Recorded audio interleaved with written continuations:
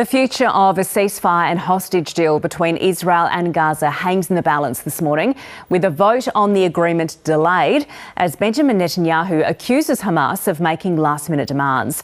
As the death toll in Gaza continues to rise, Hamas has reportedly rejected claims it's reneging on the deal. The US remains confident the initial 6-week ceasefire will take effect from Sunday. Let's go straight to our Middle East correspondent Matthew Doran in Jerusalem and Washington Bureau Chief Jade McMillan. Matthew, I'll start with you. Can you tell us what's the hold-up?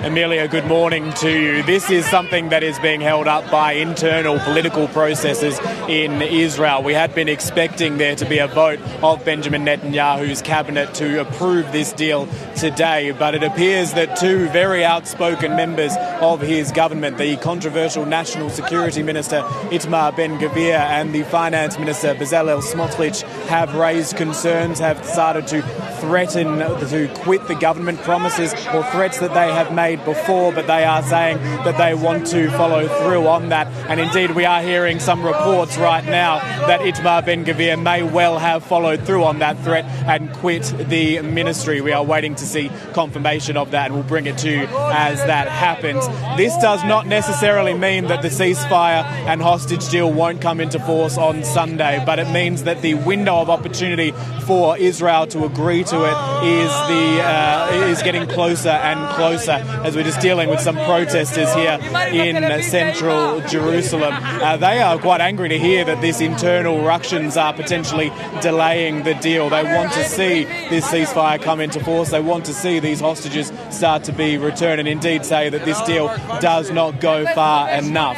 What we know at the moment is that there are a lot of anxious people right across this country waiting to see whether or not this deal comes into force, and among them is the father of one of the hostages, Jonathan Dekelhen. His son was taken on October 7th, and we spoke to him earlier. I've held on to one image since October 8th, that there will come a day that Sagi walks, I pray, on his own two legs, walks into some room or some hallway, and his three little girls now run and leap into his arms, and his wife embraces him after these very long 15 months. As Jonathan Dekelhen speaking there to us earlier, we do also need to point out that Israeli strikes continue in Gaza. More than 70 people killed in further strikes overnight, and throughout the course of today, more of those strikes expected up until that ceasefire coming into force. Thanks, Matt. And Jade, what did the US State Secretary say about the deal?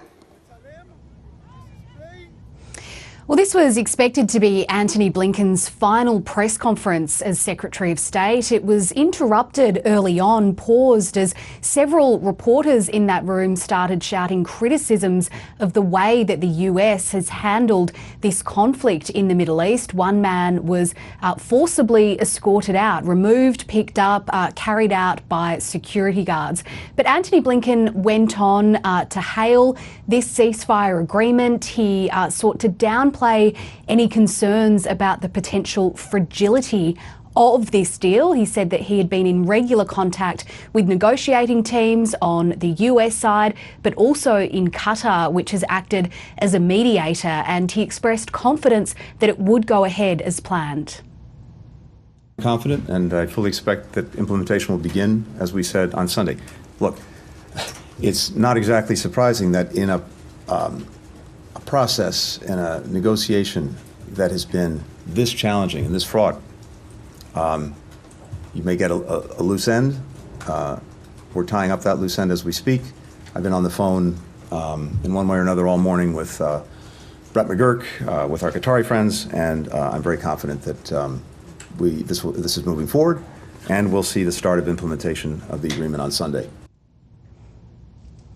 Now, this was the latest in a series of farewell addresses being given at the moment by the outgoing Biden administration. The president himself, Joe Biden, spoke to the nation from the Oval Office last night, local time, as he tries to define his legacy in these final days. The president certainly had been hoping that a ceasefire agreement in the Middle East would form part of that legacy before Donald Trump is sworn in early next week.